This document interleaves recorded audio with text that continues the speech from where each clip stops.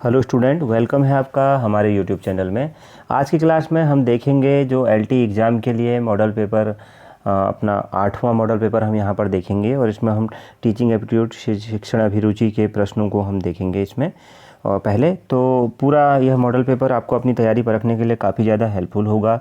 इसमें आपका स्कोर क्या रहा कमेंट बॉक्स में ज़रूर बताइएगा। इसका पीडीएफ आप टेलीग्राम चैनल से डाउनलोड कर सकते हैं, लिंक आपको डिस्क्रिप्शन में मिल जाएगा टेलीग्राम चैनल का। तो इस क्लास के माध्यम से आप अपनी तैयारी को परख सकते हैं, आपका अपने स्कोर के माध्यम से अपनी तैयारी को चेक कर सकते हैं। तो अपना स्कोर ज़रूर कमेंट बॉक्स में बताइएगा। और इसके पहले के मॉडल पेपर आपने नहीं देखे हैं तो सभी प्लेलिस्ट में अवेलेबल हैं, आप वहां से उन्हें देख सकते हैं। तो मॉडल पेपर के लिए प्लेलिस्ट बनी हुई है चैनल पर। शुरू करते हैं। पहला क्वेश्चन है, राष्ट्रीय उच्चतर शिक्षा अभियान प्रारंभ किया गया।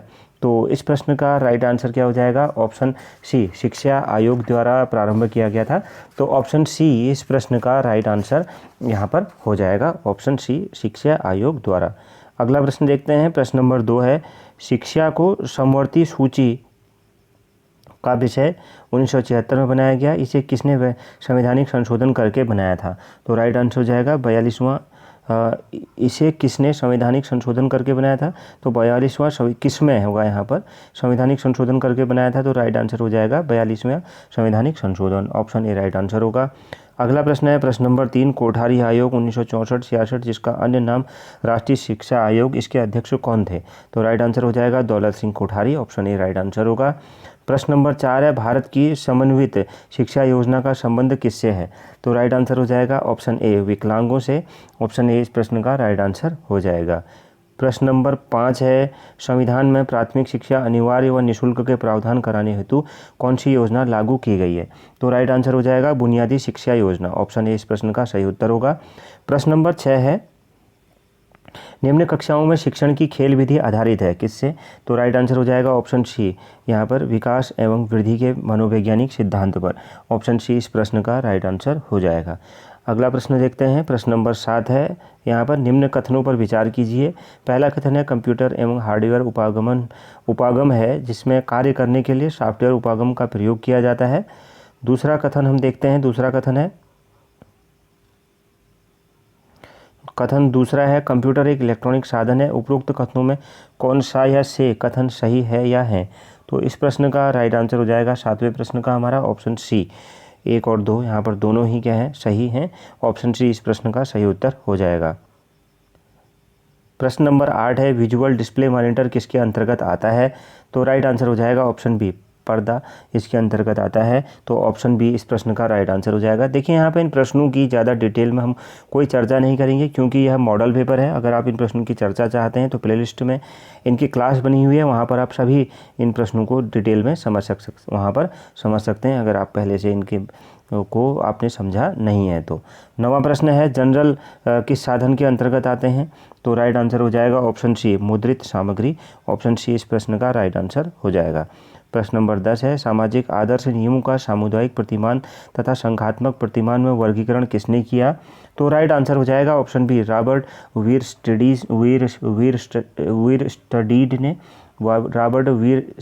ने। तो ऑप्शन बी इस प्रश्न का राइट आंसर हो जाएगा।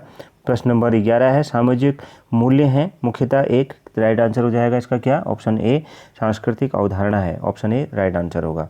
प्रश्न नंबर 12 है हमारा, निम्नलिखित में से सामाजिक प्रतिमान नहीं है। तो राइट आंसर हो जाएगा ऑप्शन सी, जादू एक सामाजिक प्रतिमान नहीं है। सूची वाला प्रश्न है अगला। तो देखते हैं यहाँ पर सूची सुमेलित कीजिए। सूची 1 को सूची 2 से सुमेलित करना है। विश्वविद्यालय शिक्षा आयोग, ऑप्शन बी है श्री प्रकाश समिति, राष्ट्रीय, ऑप्शन सी है राष्ट्रीय शिक्षा आयोग, डी है शिक्षा पर राष्ट्रीय नीति। और इधर है सूची 2 में नंबर 1 पर है वर्ष 1948, नंबर 2 पर है वर्ष 1949, नंबर 3 पर है वर्ष 1964, नंबर 4 पर वर्ष 1942। तो इस प्रश्न का सही कोड क्या होगा हमें यहाँ बताना है। तो इसका सही कोड भी यही है जो इसमें क्रम दिया गया है, ऑप्शन ए, विश्वविद्यालय शिक्षा आयोग 1948, श्री प्रकाश समिति। तो राइट आंसर हो जाएगा ऑप्शन इसका 2 वर्ष 1959, राष्ट्रीय शिक्षा आयोग वर्ष 1964, शिक्षा पर राष्ट्रीय नीति वर्ष 1942। देखिए बहुत महत्वपूर्ण है, यह शिक्षा से संबंधित है तो काफ़ी ज़्यादा महत्वपूर्ण है, तो इस प्रश्न का को आप हम यहाँ पर ध्यान रखिएगा। अगला प्रश्न देखते हैं, तो प्रश्न नंबर 13 का ऑप्शन ए राइट आंसर था। प्रश्न नंबर 14 है हमारा, स्थानीय स्तर पर संस्था प्रबंधन में क्या शामिल है? तो राइट आंसर हो जाएगा ऑप्शन डी, ये सभी शामिल हैं। जिला परिषद, ब्लॉक स्तर, नगर पालिकाएँ सभी शामिल हैं।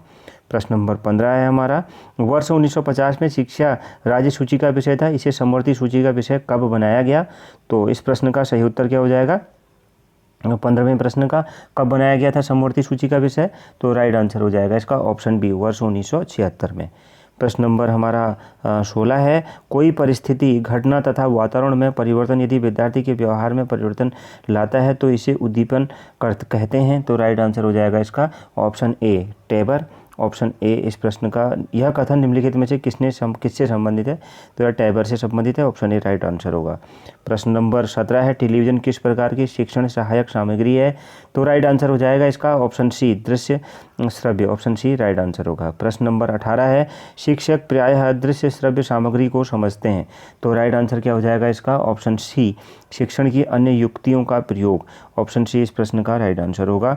प्रश्न नंबर 19 है, अध्यापक शिक्षा बोर्ड की स्थापना का चुनाव सर्वप्रथम किसने दिया था? तो राइट आंसर हो जाएगा इसका ऑप्शन सी, कोठारी आयोग ने दिया था, ऑप्शन सी राइट आंसर होगा। प्रश्न नंबर 20 है, एक अध्यापक का मूल कार्य होता है। तो एक अध्यापक का मूल कार्य क्या होता है? ऑप्शन ए, विषयगत ज्ञान को हस्तांतरित करना, ऑप्शन ए राइट आंसर होगा। सूची 1 को सूची 2 से सुमेलित करना है। सूची 1 में व्यक्तित्व के सैद्धांतिक उपागम और सूची 2 में है संबंधित मनोवैज्ञानिक। तो इस प्रश्न का जो राइट कूट है वह हम देख लेते हैं। इसका राइट कूट है क्या? तो इसका राइट कूट है ऑप्शन, तो सूची 1 को, प्रश्न नंबर 21 में थोड़ा सा यहाँ पर त्रुटि हुई है, तो अगले प्रश्न को देखते हैं। प्रश्न नंबर 22 है हमारा, सुमेलित कीजिए सूची 1 को सूची 2 से। तो इसका जो सही कूट है वह हम देख लेते हैं। सही कूट हो जाएगा इसका ऑप्शन डी, इसका सही कूट हो जाएगा। जिस तरह से दिए हुए हैं उसी तरह से आप ज़रूर इनको मिला लीजिएगा, सूची 1 को सूची 2 से। तो 1 2 3 4 यहाँ पर इसका सही कूट होगा। चलिए एक बार देख लेते हैं। तो जैसे यहाँ पर सूची 1 में है गुणात्मक चर, तो प्रकारों की ओर इंगित, इस प्रकार से यह सही हो जाएगा इसका।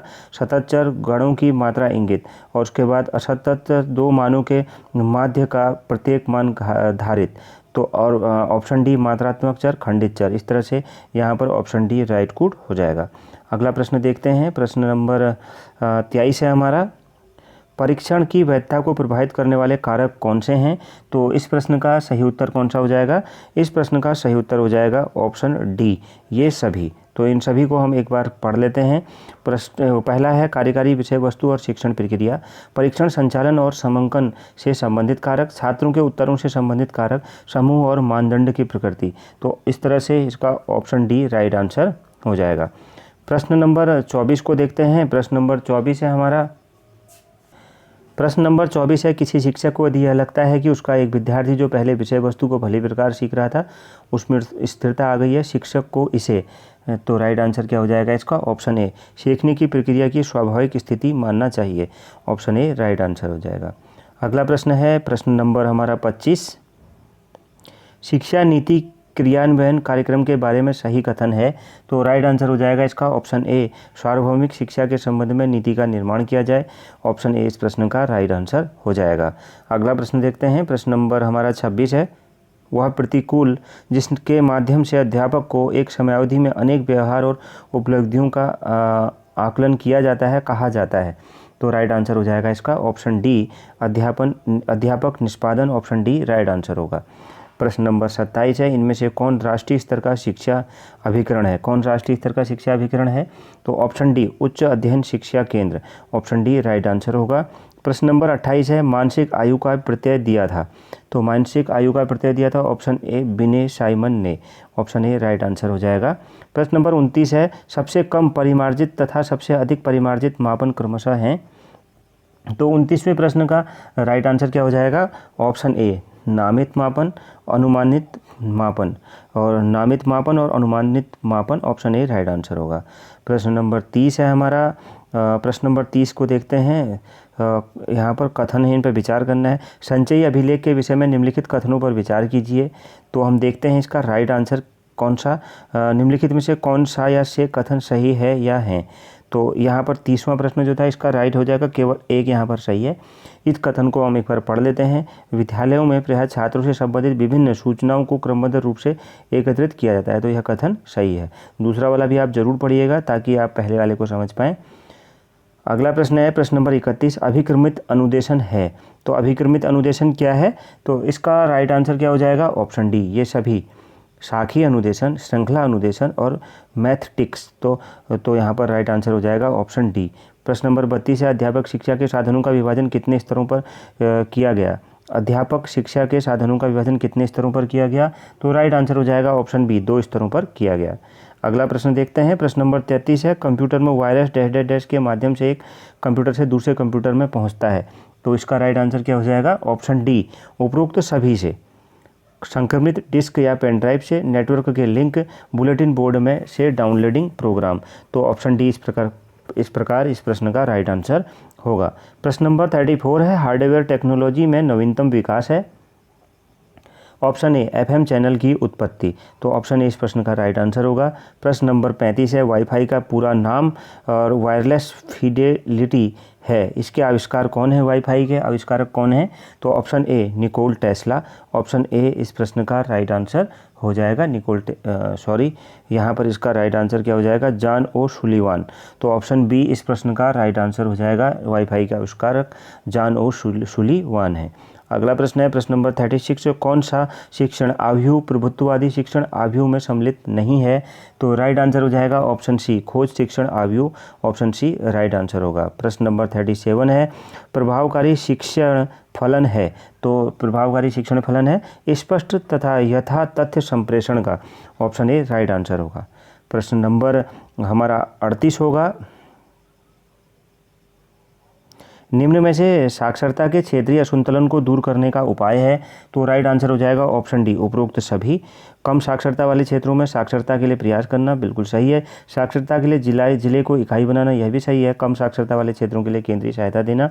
तो इस तरह से ऑप्शन डी राइट आंसर हो जाएगा। अगला प्रश्न देखते हैं। प्रश्न नंबर हमारा 39 है, यहाँ पर काफ़ी बड़ा प्रश्न है। दूरदर्शन द्वारा प्रसारित शैक्षिक कार्यक्रम लाभदायक है क्योंकि। तो इसका राइट आंसर हो जाएगा ऑप्शन डी, उपरोक्त तो सभी यहाँ पर सही हैं। यह सांसारिक घटनाओं को बिल्कुल वास्तविक रूप से प्रस्तुत कर सकते हैं। यह सूक्ष्म रूपी जीवन को आवर्धित करके दिखा सकता है और उसे टीवी पर प्रस्तुत कर सकता है, बिल्कुल सही है। यह दर्शकों के एक बड़े समूह को ही ऑडिटोरियम में बैठकर देखने का अवसर प्रदान करता है अथवा विभिन्न स्थानों पर रहने वाले दर्शकों को एक साथ देखने की व्यवस्था कर सकता है। तो इस तरह से ऑप्शन डी राइट आंसर हो जाएगा। और अब इस क्लास को यहीं पर समाप्त भी करेंगे ताकि क्लास बड़ी ना हो। आगे के क्वेश्चनों को अगले पार्ट में देखेंगे, अगले मॉडल पेपर में देखेंगे। तो यहाँ पर 40वां प्रश्न है अंतिम, निम्नलिखित में से कौन प्रदर्शन कौशल से संबंधित नहीं है। तो कौन संबंधित नहीं है, ऑप्शन डी, अनुमोदन यहाँ पर संबंधित नहीं है प्रदर्शन कौशल से। ऑप्शन डी राइट आंसर हो जाएगा। तो इस क्लास में आपका स्कोर क्या रहा कमेंट बॉक्स में ज़रूर बताइएगा। इस प्रैक्टिस सेट में, इस मॉडल पेपर में। मिलते हैं नेक्स्ट क्लास में। Thank you very much.